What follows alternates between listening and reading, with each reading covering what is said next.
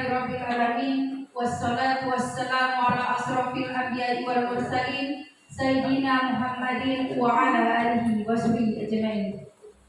Qala rabbi shrah li sadri wa yassir li amri wahlul 'uqdatam min lisani yafqahu qawli. Kepada yang terhormat Kepala SMA Negeri 2 Abdul Semuli Bapak Budi Cahyono SPD MPD, kepada yang terhormat Waka Kurikulum Bapak Dr. Andes Joko Purnomo dan seluruh Bapak Ibu Dewan Guru SMA Negeri 2 Abdul Semuli. Pertama-tama marilah kita panjatkan puji syukur kita kehadirat Allah Subhanahu wa Ta'ala, yang mana pada siang hari ini kita masih berkumpul di ruangan dalam acara diseminasi penyebaran pemahaman dan penerapan budaya positif dalam keadaan sehat tanpa kekurangan suatu apapun. Salawat serta salam kita curahkan kepada junjungan kita Nabi besar Muhammad Sallallahu Alaihi Wasallam yang akan kita nantikan syafaatnya di yaumil kiamat. Para hadirin sekalian, mari kita buka acara diseminasi penyebaran pemahaman dan penerapan budaya positif dengan lafaz basmalah. Bismillahirrahmanirrahim. Acara yang selanjutnya adalah pengarahan Kepala SMA Negeri 2 Abdul Semuli kepada Bapak Budi Cahyono SPD MPD, dipersilakan. Terima kasih atas waktu yang diberikan. Assalamualaikum warahmatullahi wabarakatuh. Waalaikumsalam warahmatullahi wabarakatuh. Habibur. Ya Tuhan. Puji dan syukur selalu kita sanjung agungkan pada Allah Subhanahu wa Ta'ala, karena berkat rahmat dan hidayahnya maka pada hari ini kita dapat berkumpul dalam rangka kegiatan dari guru program calon guru penggerak, yaitu kegiatan kita adalah diseminasi dengan judul penyebaran pemahaman dan penerapan pengalaman budaya positif. Artinya di sini dalam kegiatan ini nanti Bu Eda akan menyampaikan beberapa hal tentang yang berkaitan dengan kebiasaan-kebiasaan dari pendidik, yang berkaitan dengan artinya kebiasaan-kebiasaan ini adalah kebiasaan baik dalam melaksanakan tugasnya dalam proses pembelajaran. Maka disebut sebagai budaya positif. Mudah-mudahan nanti setelah kita mendengarkan paparan dari calon guru penggerak Bu Enda, sehingga kita mampu memahami apa yang dimaksud dengan budaya positif tadi, dan kita dapat menerapkan di lingkungan kita, terutama dalam proses kegiatan kita di sekolah. Kita mampu mengajarkan nilai-nilai kebaikan kepada anak didik kita, sehingga anak didik kita menjadi jauh lebih baik, menjadi anak-anak yang berakhlak mulia, yang dapat menjadi penerus bangsa. Yang paling utama adalah kalau kita mengajarkan hal-hal yang positif, mudah-mudahan anak kita pun akan berperilaku yang positif, memiliki akhlakul karimah ya Bu, ya istilahnya. Mungkin itu saja, mohon diperhatikan. Kalau nanti ada mungkin yang perlu ditanyakan, boleh ditanyakan. Saya berharap Bapak Ibu dapat mengikuti kegiatan ini sampai dengan selesai, sehingga dapat memahaminya dan kemudian nanti dapat dilaksanakan dalam segala hal kegiatan di sekolah. Saya akhiri dengan ucapan wassalamualaikum warahmatullahi wabarakatuh.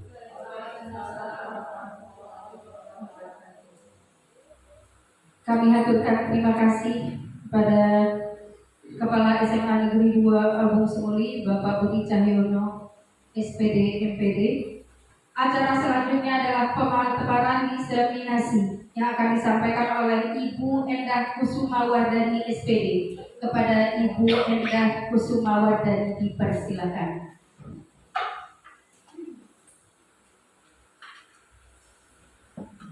Bismillahirrahmanirrahim. Assalamualaikum warahmatullahi wabarakatuh. Waalaikumsalam warahmatullahi wabarakatuh. Yang terhormat Kepala SMA Negeri 2 Albung Semuli, Bapak Budi Cahyono SPD MPD. Yang terhormat Bapak Wakil Kepala Bidang Kurikulum, Bapak Joko Purnomo, Dr. Andes Joko Purnomo. Yang saya hormati Bapak Ibu Dewan Guru serta staf tata usaha SMA Negeri 2 Albung Semuli. Puji dan syukur kehadirat Allah Subhanahu wa taala karena kita dapat berkumpul di ruangan ini dalam rangka diseminasi menyebarkan pemahaman dan penerapan pengalaman budaya positif di sekolah. Salawat serta salam marilah kita sanjung agungkan kepada junjungan besar kita Nabi Muhammad Sallallahu Alaihi Wasallam yang kita nanti-nantikan syafaatnya di yaumil akhir. Sebelumnya Bapak Ibu, saya mau mengucapkan terima kasih kepada Bapak Kepala Sekolah dan rekan-rekan yang ada di SMA Negeri 2 Albung Semuli karena sudah berkenan hadir dalam penyebaran pemahaman dan penerapan pengalaman budaya positif di sekolah. Bapak Ibu sekalian, karena kita sudah siang ya, mungkin karena kegiatan sudah dari tadi pagi dan perut kenyang, akhirnya jadi ngantuk. Oke, Bapak Ibu, kalau saya ucapkan semangat pagi, mohon dijawab semangat mantap luar biasa. Bisa? Bisa. Semangat pagi. Semangat mantap luar biasa. Oke, terima kasih kepada Bapak Ibu. Semoga sedikit bersemangat di siang yang mengantuk ini. Disclaimer sebenarnya Bapak Ibu, saya mohon maaf di sini. Saya sebagai guru penggerak khususnya pribadi tidak memiliki niat untuk menggurui para senior-senior dan rekan-rekan saya. Di sini niat saya untuk menyebarkan sedikit ilmu yang sudah saya dapatkan selama 3 bulan dalam pendidikan program guru penggerak. Harapannya menjadikan motivasi untuk teman-teman semua mengikuti kegiatan pendidikan calon guru penggerak yang insya Allah ada kesempatan di angkatan 12. Nah, di sini dalam menyebarkan pemahaman dan penerapan pengalaman budaya positif,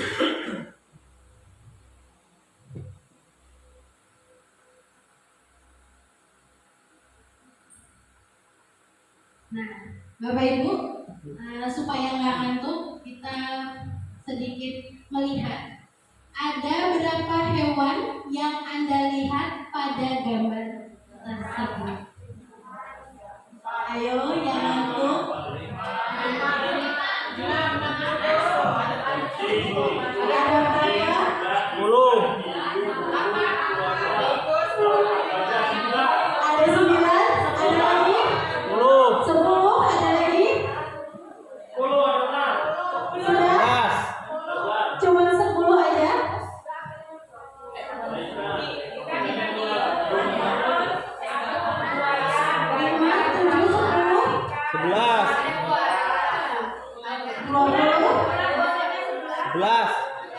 11, ayo yang ngantuk.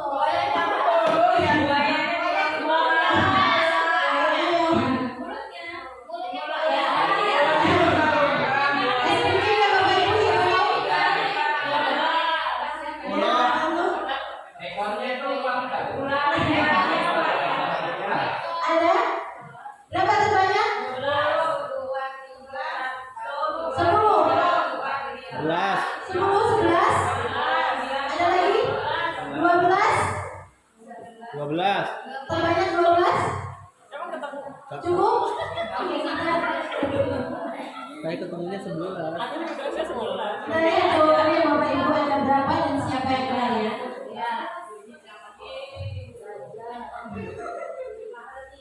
Nah, ini dia jawabannya Bapak Ibu. Ada berapa jadinya?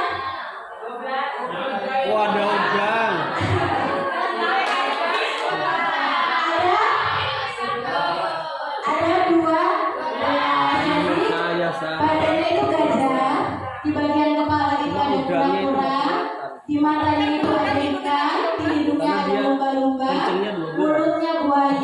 di bawahnya ini di sela-sela kakinya itu udang.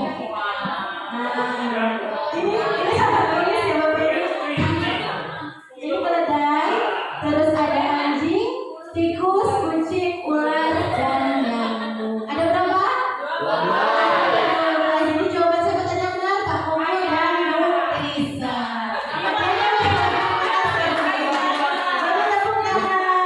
Kurang pasti. Jadi nggak ngantuk? Boleh ini nanti kalau misalkan mau ditampilkan untuk ice breaking ke peserta didik waktu di kelas. Nah sebelumnya Bapak Ibu di sini sebelum melakukan presentasi atau pemaparan diseminasi, saya mau buat tentang yang namanya keyakinan kelas. Nah, keyakinan kelas itu beda ya dengan aturan sekolah atau aturan kelas. Kalau aturan sekolah itu atau aturan kelas mau tidak mau, suka tidak suka, saklek harus kita turuti atau kita patuhi. Tapi kalau yang namanya keyakinan kelas itu mungkin guru IPA dengan guru IPS setiap masuk kelas akan punya peraturan yang berbeda. Misal di guru IPA wajib membawa kalkulator, tapi kalau di kelas IPS kan kalkulator tidak berguna. Jadi boleh tolong Bu Melda dibagikan ke teman-temannya. Contoh satu keyakinan kelas, misal di pelajaran BK dilarang datang terlambat.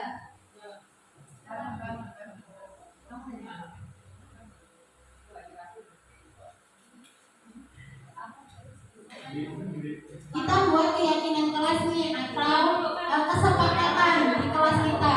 Misal contohnya di pelajaran BK nih, saya punya keyakinan kelas tidak boleh datang terlambat. Tidak boleh datang terlambat, mungkin tidak boleh apa lagi? Tidak boleh makan.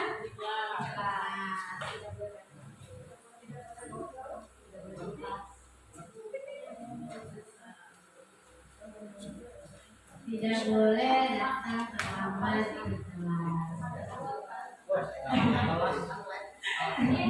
Ujian boleh. Nanti Bapak Ibu boleh ditulis terus ditempel di belakangnya Bu Diana, itu ditembok aja dulu nggak apa-apa. Apa selain tidak boleh datang ke kelas, biasanya sama teman-teman di kelas itu nggak boleh apa? Boleh, bisa, tidak boleh bisa. Nanti kita sepakati bersama-sama, boleh nggak ini? Boleh ditempel ibu bapak di belakang temboknya, di belakang Bu Diana. Keyakinan atau kesepakatan Bapak yang nantinya bisa Bapak aplikasikan di dalam kelas. Nah, kalau di ruang BK, di pelajaran BK mungkin tidak boleh datang terlambat.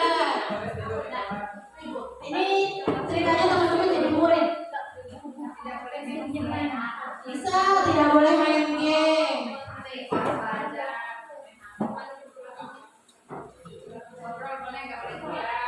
Ayo sudah Bapak Ibu, silakan ditempel, bergerak biar tidak ngantuk,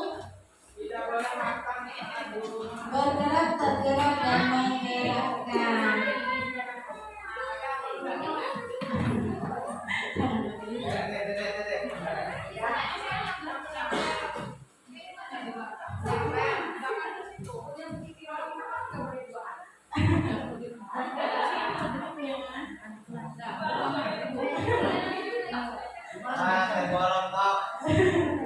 Semangat ya Pak, tempelnya.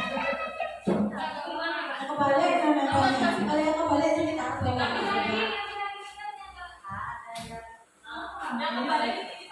Nah, betul.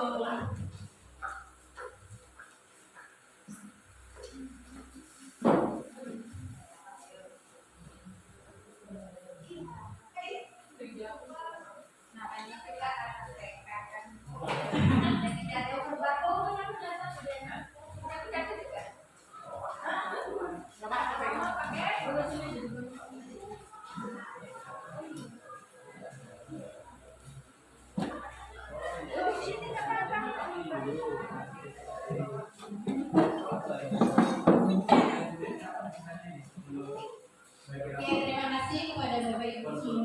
Nah, di sini mungkin saya nggak akan bacain semua ya, nanti kita lama. Yang namanya keyakinan kelas atau kesepakatan kelas itu harus dibuat dengan bahasa yang positif atau mengandung nilai-nilai kebijakan. Yang saya contohkan tadi, misal tidak boleh datang terlambat. Kalimat positif yang mewakili tidak boleh datang terlambat apa? Tidak boleh datang terlambat. Kalimat positifnya berarti datang tepat waktu. Terus ada yang tidak boleh main HP di kelas, tidak boleh tidur di dalam kelas. Sama. Tidak boleh tidur, tidak boleh tidur. Kalau tidak boleh tidur atau tidak boleh main HP, bahasa positifnya apa? Nilai mengandung kebijakan.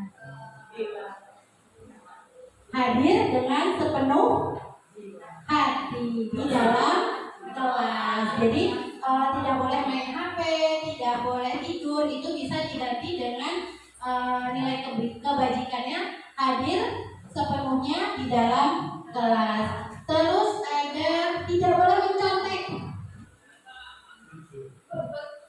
Jujur dalam mengerjakan tugas. Sepakat ya Bapak Ibu ya? Kalau tidak boleh makan, boleh nggak?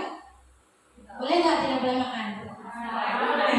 Disepakati aja ya nanti di kelas sama murid-muridnya, boleh nggak makan di kelas gitu? Atau diperbolehkan hanya minum di kelas. Yang minumnya apa? Air mineral, jangan es cekek ya. Nanti murid-muridnya kita beli es cekek dari kantin dibawa ke kelas. Jadi itu ya Bapak Ibu, bahwa keyakinan kelas atau kesepakatan kelas kita hari ini dalam diseminasi itu datang tepat waktu, jujur, terus hadir sepenuh hati, diperbolehkan minum yaitu air mineral, jangan air putih. Anak kita sekarang pintar, kalau air putih dia orang bawa susu, ya nggak? Ya.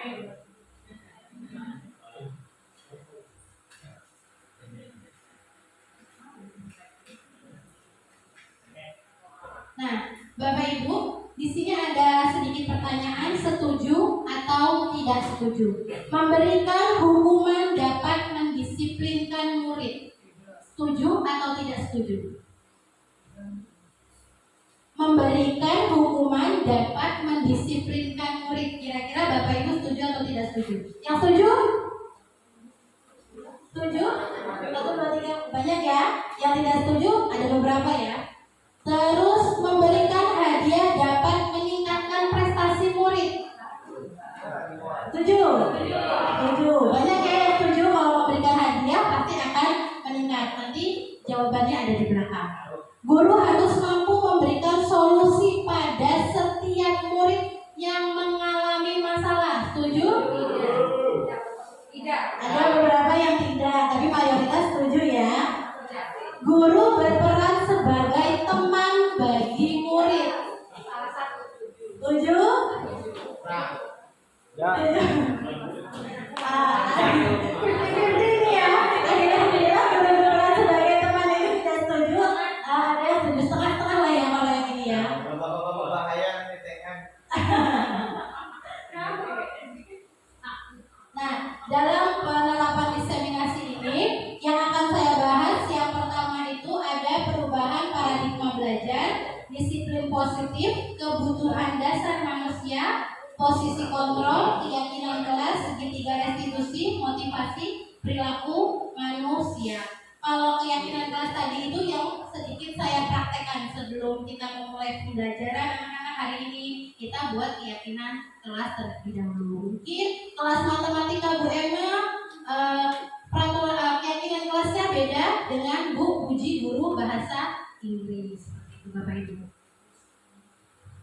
Nah, pembelajaran dengan paradigma baru. Pembelajaran dengan paradigma baru merupakan pembelajaran yang dirancang berdasarkan prinsip pembelajaran berdiferensiasi, sehingga para peserta didik belajar sesuai dengan kebutuhan berdasarkan tahap perkembangan suatu teori psikologi modern untuk mewujudkan profil pelajar Pancasila. Seperti yang kita ketahui bersama Bapak Ibu bahwa dalam kurikulum Merdeka ini kita berpacuan pada profil pelajar Pancasila yang dimana di dalamnya ada 6 dimensi. Dimensi apa aja Bapak Ibu?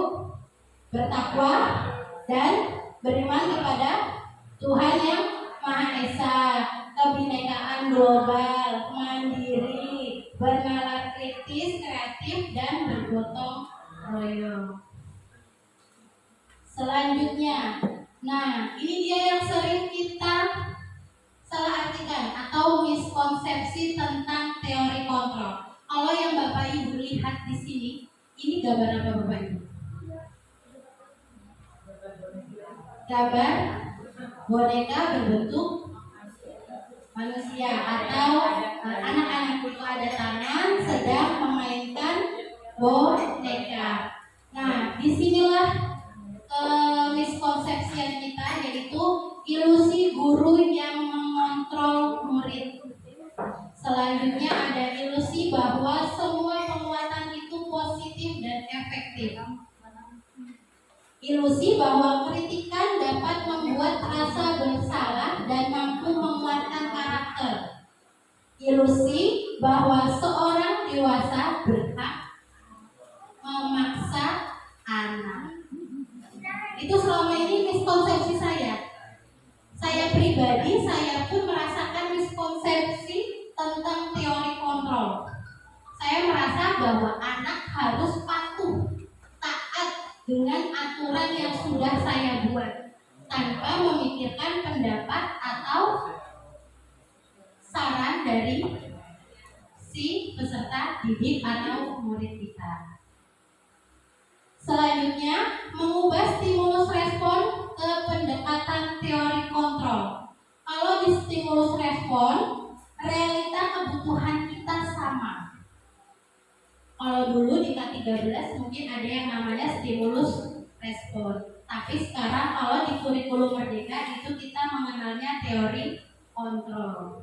Dalam teori respon dan stimulus respon, realita kebutuhan kita sama. Sebenarnya kebutuhan kita berbeda.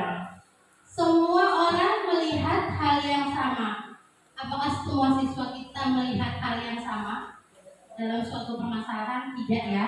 Setiap orang memiliki gambaran yang berbeda. Pendapat si A dengan pendapat si B tentang satu gambar seperti yang saya tunjukkan tadi sudah berbeda. Kita mencoba mengubah orang agar berpandangan sama dengan kita. Namun dalam teori kontrol kita berusaha memahami pandangan orang lain tentang dunia. Seperti itu juga guru ya. Kita harus memahami siswa tentang pandangannya terhadap dunia. Perilaku buruk dilihat sebagai suatu kesalahan. Seharusnya semua perilaku memiliki tujuan atau ada alasan di belakangnya. Lalu orang lain bisa mengontrol saya. Seharusnya hanya Anda yang bisa mengontrol diri Anda sendiri. Selama ini kan kita memaksa kehendak murid tanpa kita tahu apa keinginan siswa sebenarnya. Terus selanjutnya saya bisa mengontrol orang lain. Dalam teori kontrol itu Anda tidak bisa mengontrol orang lain. Terus saya bisa pemaksaan pada saat bujukan gagal.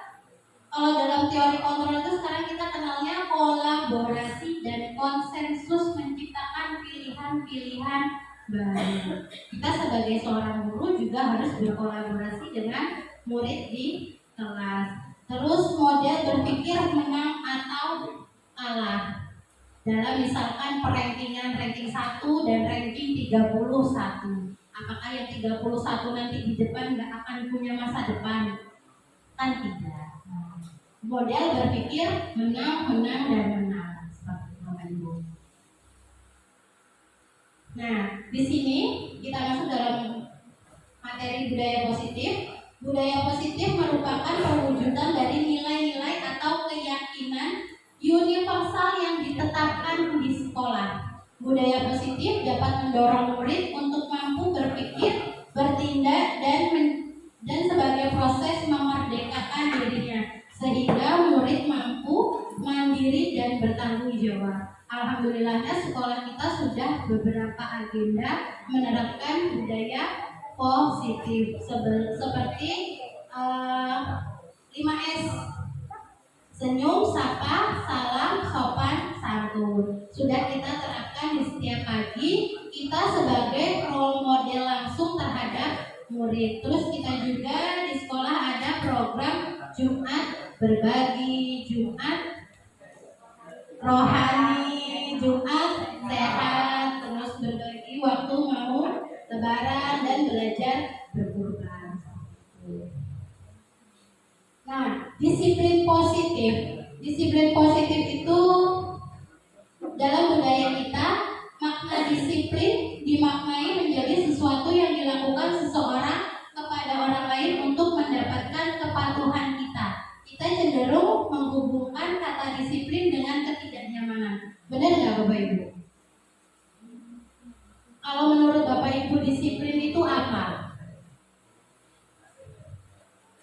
Disiplin itu harus taat aturan, harus nurut, harus apa lagi? Patuh. Padahal di sini disiplin itu ada yang namanya faktor eksternal dan internal. Kalau faktor eksternalnya ini tadi, kita cenderung menghubungkan kata positif dengan ketidaknyamanan. Orang lain harus patuh terhadap kita. Selanjutnya lagi ada sebagai pendidik, tujuan kita adalah untuk menciptakan anak-anak yang memiliki disiplin diri sehingga mereka bisa berperilaku dengan mengacu pada nilai-nilai kebijakan universal dan memiliki motivasi intrinsik bukan ekstrinsik.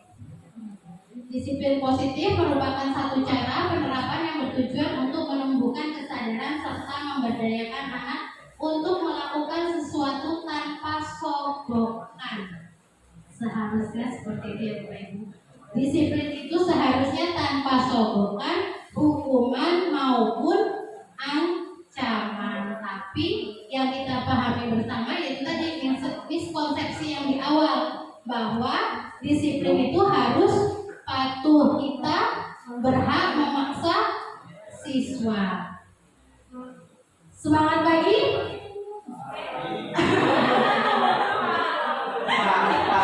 Semangat pagi, semangat, mantap, luar biasa. Semangat pagi. Semangat luar biasa. Mulai ngantuk ya Bapak Ibu. Mau es breaking? Mau es breaking? Biar gak ngantuk ya. Es breaking saya minta berdiri Bapak Ibu semuanya. Kita berdiri bersama-sama. Saya mau tanya, kalau ulat itu ukurannya pendek. Kalau ular panjang.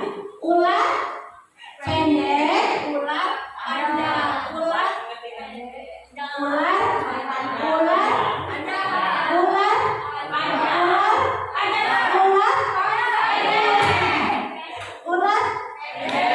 ular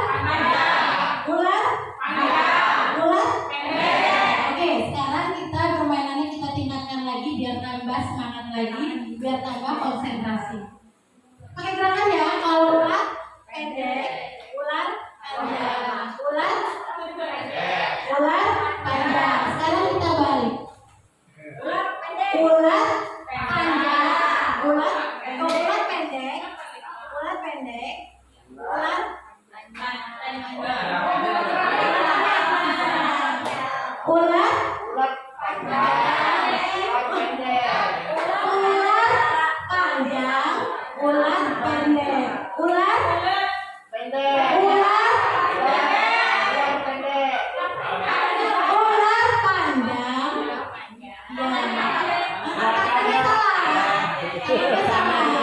Ular pendek, ular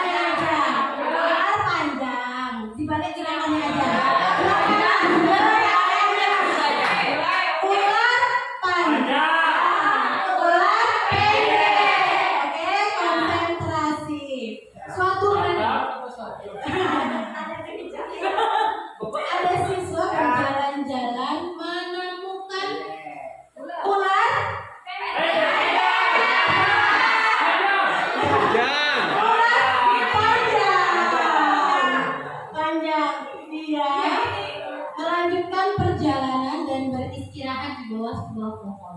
Di bawah sebuah pohon ternyata di sampingnya ada ular.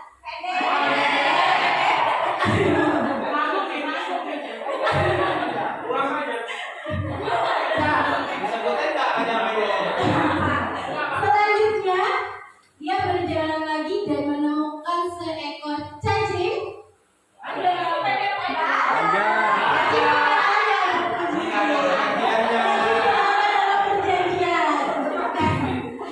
dia mengambil seekor ular di atas pohon.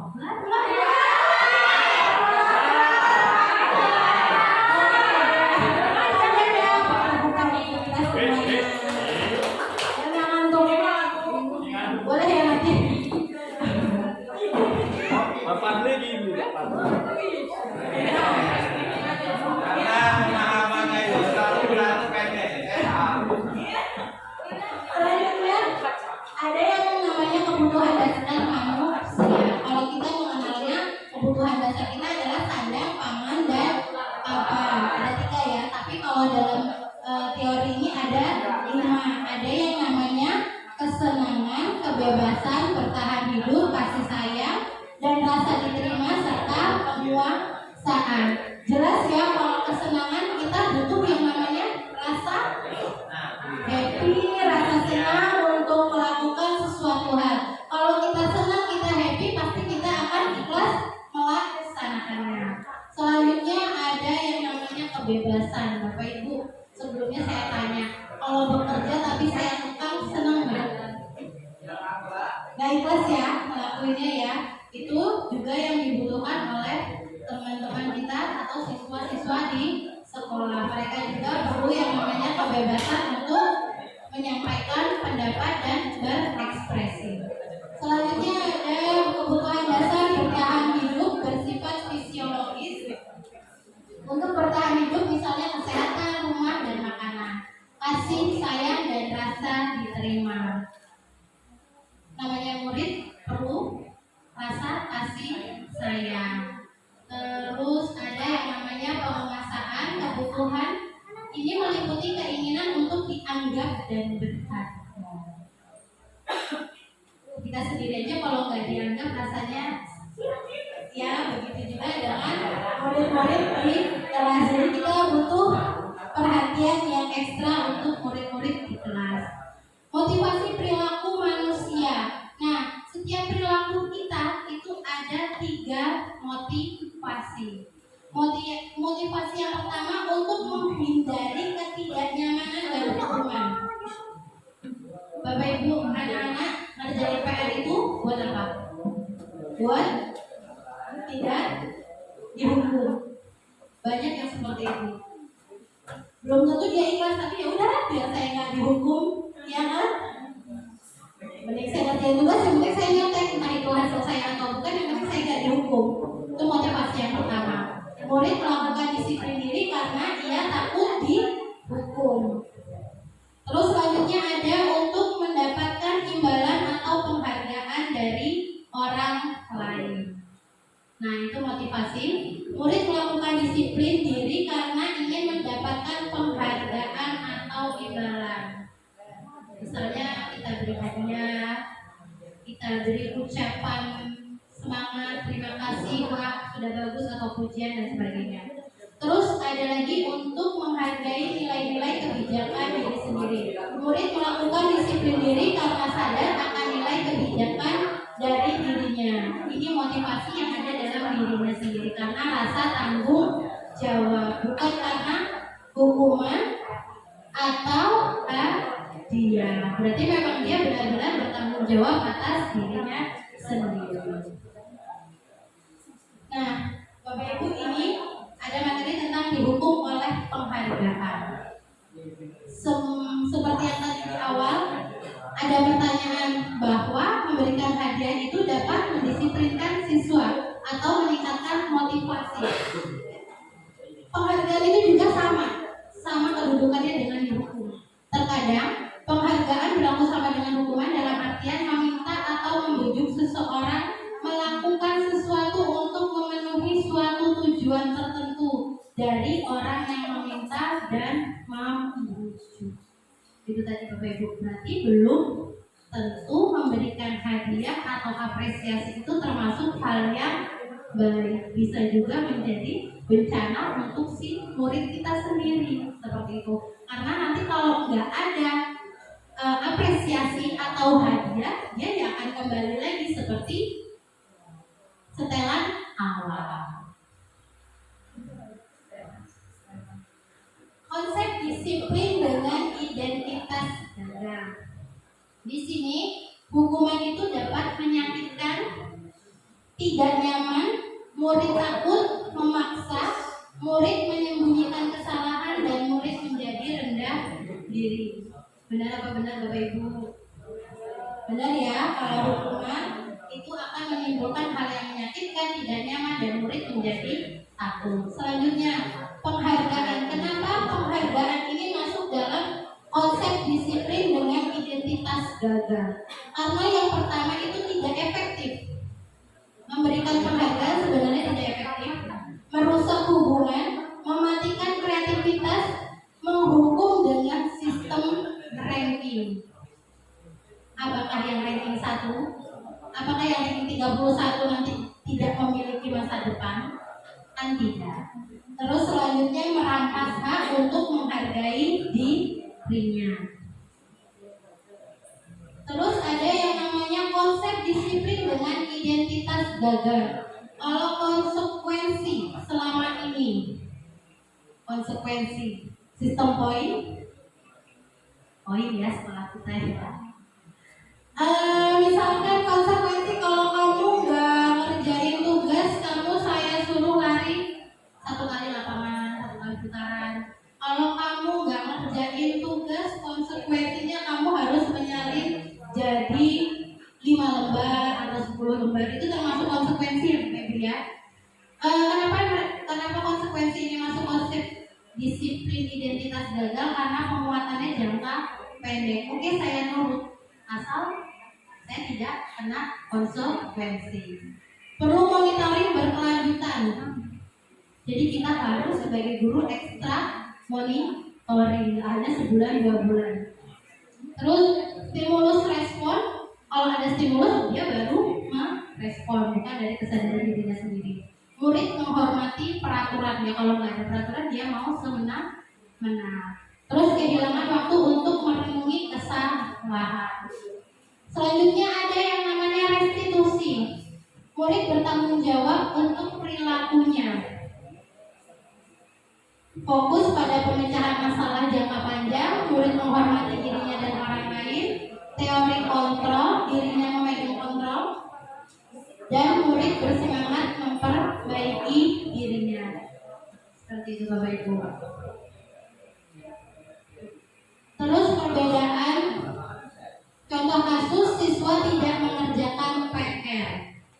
Kalau yang namanya hukuman itu contohnya guru menghukum siswa tersebut untuk hormat bendera selama 10 menit.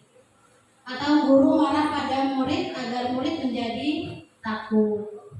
Selanjutnya kalau konsekuensi itu guru memberikan konsekuensi untuk mengerjakan PR-nya pada saat jam istirahat dikerjakan sebanyak 5 kali lipat atau menyalin itu tadi.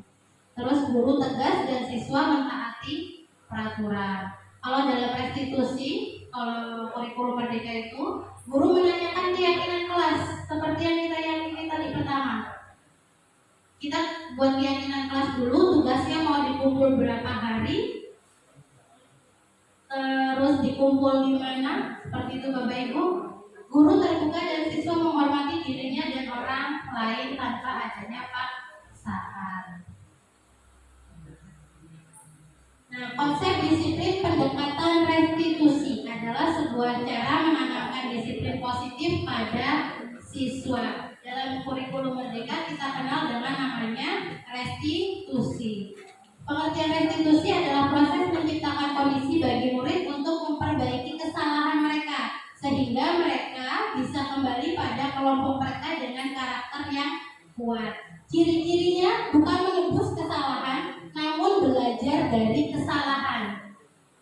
Terus memperbaiki hubungan, tawaran, bukan paksaan. Jadi kita meminta murid untuk mencari solusi dari permasalahan yang ia buat sendiri.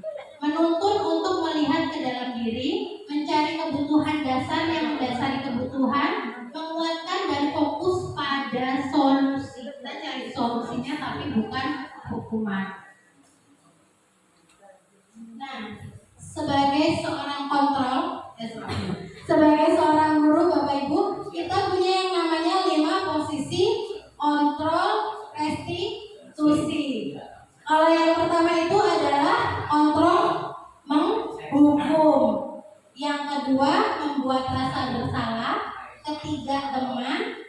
Yang keempat pemantau. Yang kelima manajer. Kalau untuk yang pertama, kedua, dan ketiga itu udah biasa kita lakukan ya Bapak Ibu, tanpa kita sadari. Nah, bagaimana kita untuk menjadi seorang pemantau dan manajer? Nah, kalau penghukum itu contoh kalimatnya seperti ini. Patuhi peraturan di sekolah, lalu berdiri di depan barisan. Berdiri.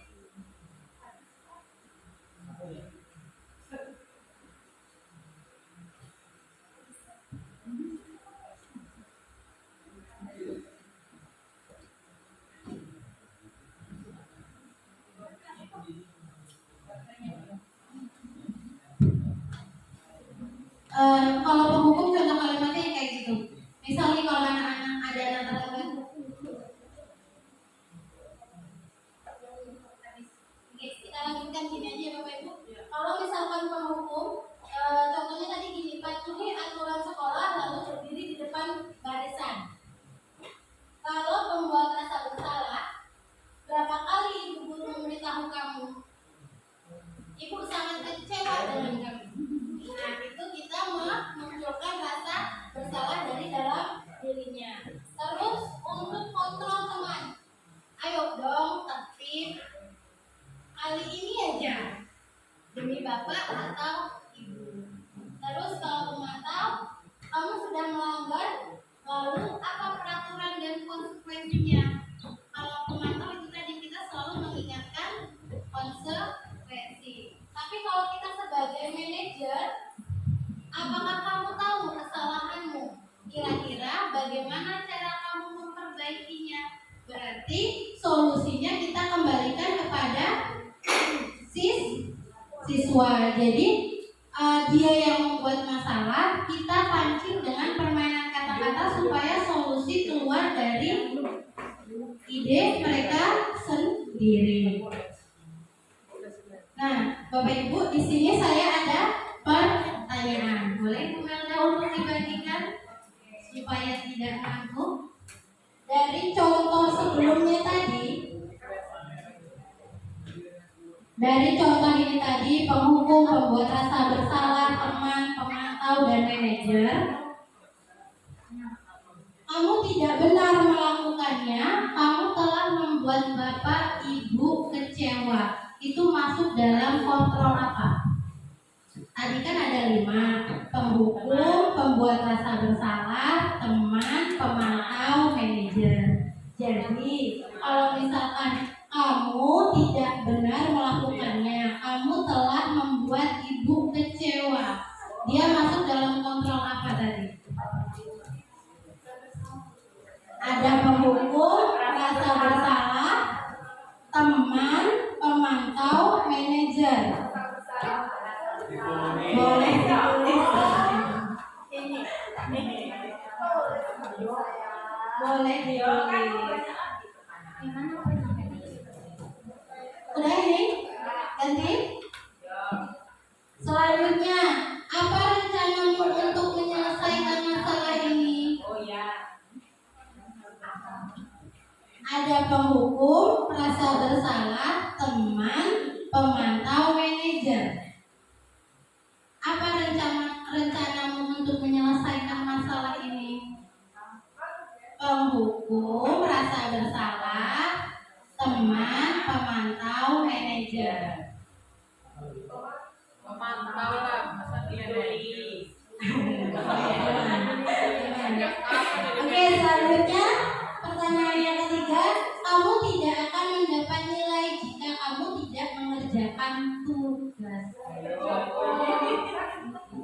Penghukum, rasa bersalah, teman, pemantau, manajer. Kamu tidak mendapat nilai jika kamu tidak mengerjakan tugas. Apa aja pilihannya tadi, Nda? Penghukum, rasa bersalah, teman, pemantau, manajer. Kalau yang ini, ayolah lakukan dulu.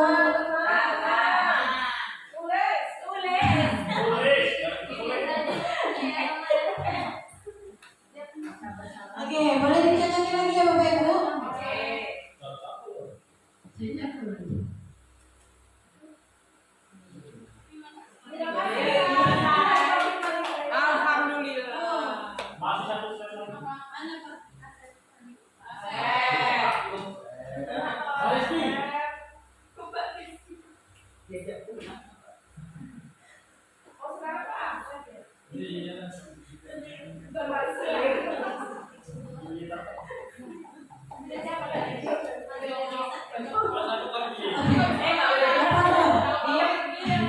Kamu tidak benar melakukannya. Kamu telah membuat Bapak Ibu kecewa. Apa itu tadi jawabannya?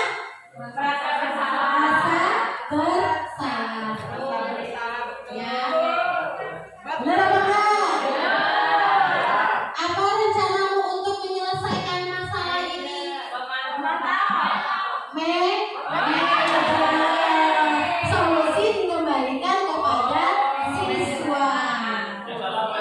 Selanjutnya kamu tidak akan mendapatkan nilai jika tidak mengerjakan tugas.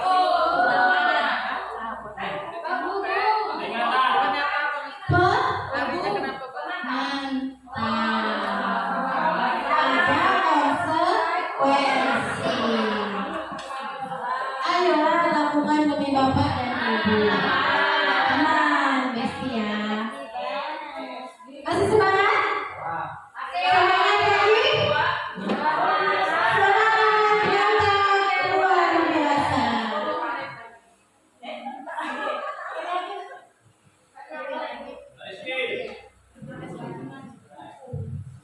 Oke, selanjutnya ada yang namanya keyakinan kelas. Mengapa keyakinan kelas? Mengapa tidak peraturan? Mengapa kita memiliki peraturan tentang menggunakan helm pada saat mengendarai kendaraan roda 2? Kenapa Bapak Ibu? Untuk keselamatan dan keamanan. Suka tidak suka, mau tidak mau, kita harus menggunakan helm. Terus selanjutnya, mengapa kita memiliki peraturan tentang penggunaan masker dan mencuci tangan setiap hari? Zaman COVID ya itu ya. Kalau sekarang sudah menjadi sebuah keyakinan. Oke, pembentukan keyakinan kelas yang pertama itu lebih abstrak dari peraturan. Kalau peraturan jelas ya Bapak Ibu, tapi kalau yang namanya keyakinan kelas atau kesepakatan kelas bisa lah dinego dikit. Bu Diana, saya pelajaran Bu Diana telat 5 menit aja Bu. Boleh ya Bu Diana? Boleh. Bu Diana atau Bu Emma, saya ngumpulin tugasnya 2 hari 3 hari lagi boleh ya? Boleh. Kalau namanya kesepakatan masih bisa kita nego. Terus berupa pernyataan universal, tidak menyinggung suku, ras, dan agama. Dibuat dalam bentuk positif, karena nanti akan masuknya juga positif. Sedikit saja agar mudah diingat. Kayak tadi, datang tepat waktu, hadir sepenuh hati. Sesuai dengan kondisi kelas dan sekolah agar mudah diserahkan. Jadi sesuai kondisi kelas ya, nggak mungkin Bu Diana akan menerapkan keyakinan kelas pelajaran matematika, pasti pelajaran agama. Terus semua warga kelas terlibat dalam pembuatan. Nah, dalam kurikulum merdeka kita kenal yang namanya segitiga restitusi, merupakan proses menciptakan kondisi bagi murid untuk memperbaiki kesalahan mereka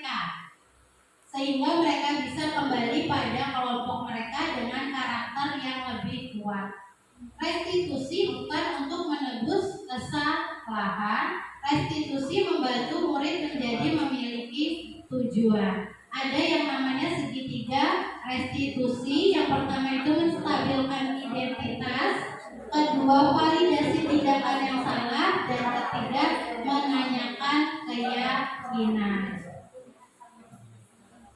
Kestabilan identitas itu yang pertama berdasarkan prinsip membuat kesalahan adalah bagian dari proses pembelajaran. Menggeser identitas gagal ke identitas sukses.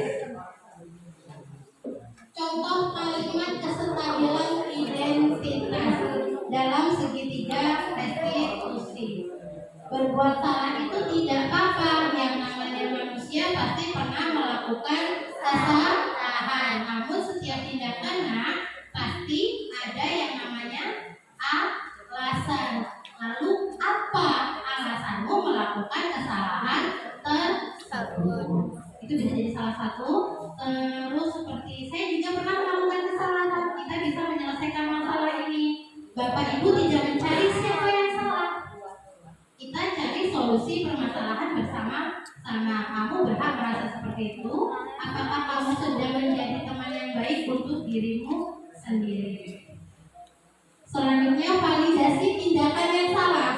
Validasi tindakan habis dari yang tadi menstabilkan identitas, kita loncat ke validasi tindakan yang salah. Berdasarkan prinsip setiap perilaku berupaya memenuhi suatu kebutuhan tertentu, guru akan bergeser dari stimulus respon menjadi proaktif, mengenali dan memahami kebutuhan murid akan memperbaiki hubungan dengan murid. Contoh kalimatnya, padahal kamu bisa melakukan hal yang lebih buruk dari ini, tapi saya bangga bahwa kamu bisa mengontrol diri. Atau kamu pasti punya alasan kenapa melakukan hal itu. Kamu pasti bangga pada dirimu sendiri karena kamu telah melindungi suatu yang berharga. Terus setelah tiga itu, kita menanyakan keyakinan. Murid akan diberi pertanyaan-pertanyaan bermakna untuk memunculkan motivasi secara intrinsik, bukan karena hukuman atau penghargaan. Mampu mengkaitkan dengan keyakinan dengan tindakan yang salah. Contohnya, kita bisa tanya sama murid, apa keyakinan kelas yang sudah kita buat? Terus nilai apa yang telah disepakati bersama? Seperti apa gambaran kelas yang ideal menurutmu? Kamu ingin menjadi orang yang seperti apa? Jadi solusi kita kembalikan kepada siswa. Contoh penerapan segitiga restitusi, Bapak Ibu, di sini nanti saya akan menyetel satu video. Contoh kasusnya yaitu di sini Revan tidak mengerjakan tugas Selasa siang. Bu Eda tidak bisa mengerjakan pelajaran A di kelas 11 karena harus mengikuti rapat penting. Bu Eda pun memberikan tugas kepada siswa kelas 11, namun Revan tidak mengerjakan tugasnya, hadir di kelas tapi tidak mengerjakan tugas. Kita persingkat, Bapak Ibu bisa? Dari pesannya?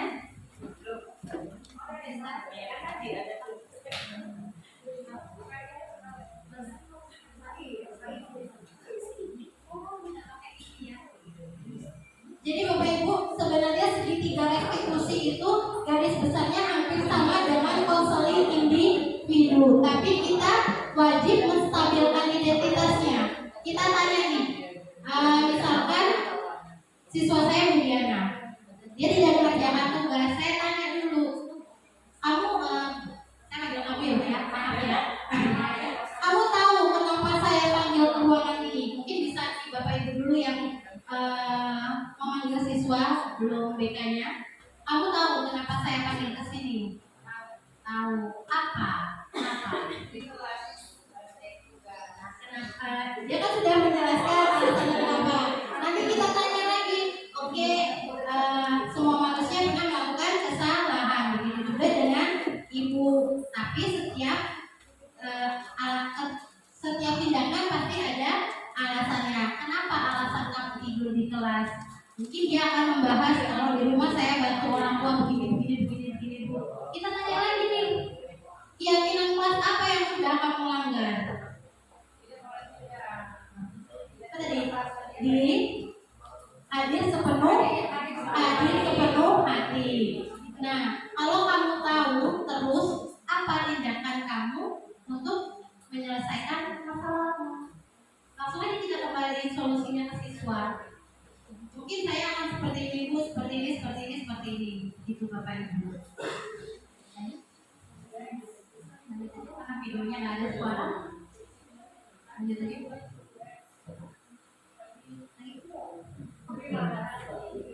Dari contoh segitiga restitusi tadi udah baru ya Bapak Ibu bahwa kita harus menstabilkan identitas, validasi tindakan, dan menanyakan kembali keyakinan kelas serta tanya solusi. Baiklah Bapak Ibu, karena waktu sudah kian sore, saya akhiri. Wabillahi taufiq wal hidayah. Wassalamualaikum warahmatullahi wabarakatuh.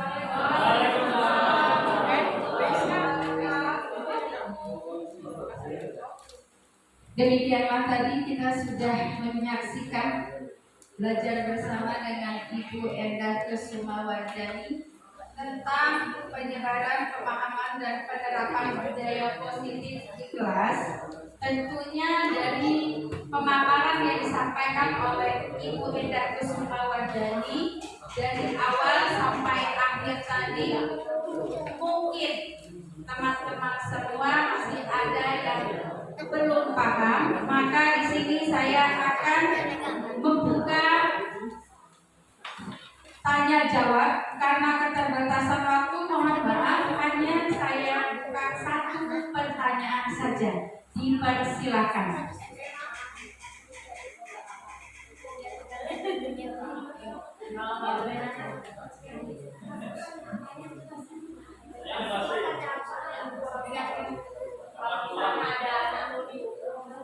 Oh ya, Bu Puji ya, Bu Puji mau bertanya. Silakan Ibu, monggo. Langsung aja ya. Beda misalnya ada anak di Jepang, terus gimana terserah itu dipiye menurut. Kalau ada anak yang kita hukum. Terima kasih pertanyaannya dari Bu Puji. Bahwasannya Bu Puji tadi bertanya bagaimana ketika menghadapi seorang siswa atau peserta didik ketika diberikan pertanyaan bagaimana solusinya dia kembalikan kepada gurunya. Jadi tanggapan dari Bu Endah dipersilakan. Baik, terima kasih Bu Puji atas pertanyaannya. Jika ada siswa yang mengembalikan solusinya ya bahasanya ke kita harus pancing lagi. Pokoknya sebisa mungkin solusi itu harus keluar dari siswa. Misal, ya Ibu nggak bisa ngasih solusinya sekarang. Kamu ikhlasnya seperti apa? Misal suatu dia kesepakatannya karena terlambat gitu. Solusi kamu apa biar nggak berangkat terlambat lagi? Oh iya Bu, mungkin saya pasang alarm. Nah itu bagus. Ada lagi nggak? Jadi kita sebagai guru harus pintar-pintar buat pancingan supaya dia mengeluarkan solusi-solusi dari diri dia sendiri seperti itu. Jadi kalau bisa mohon untuk Bapak Ibu tidak memberikan solusi karena itu tadi tidak memandirikan siswa kita dan dia akan menjalankannya tidak secara ikhlas karena adanya paksaan seperti itu Bu Puji. Bagaimana Bu Puji? Bisa diterima? Bisa. Artinya segala suatu permasalahan itu yang dilakukan oleh siswa, maka siswa tersebut yang harus mengambil solusinya. Karena waktunya sudah menjelang sore, saya rasa cukup untuk diseminasi yang telah dipaparkan oleh Bu Endah Kusumawardhani. Maka kita akan tutup ya, sudah cukup ya Bu ya. Kita tutup acara kita udah di penghujung acara. Kita tutup dengan lafaz hamdalah. Alhamdulillahirabbil alamin. Tentunya saya sebagai pembawa acara dari awal sampai akhir terdapat beberapa kesalahan atau kekeliruan baik disengaja ataupun tidak. Saya mohon maaf dan kepada Allah saya mohon ampun. Saya akhiri billahi taufiq wal hidayah. Wassalamualaikum warahmatullahi wabarakatuh. Kita kasih aplaus dulu untuk Ibu Endah Kusumawardhani SPD. Terima kasih.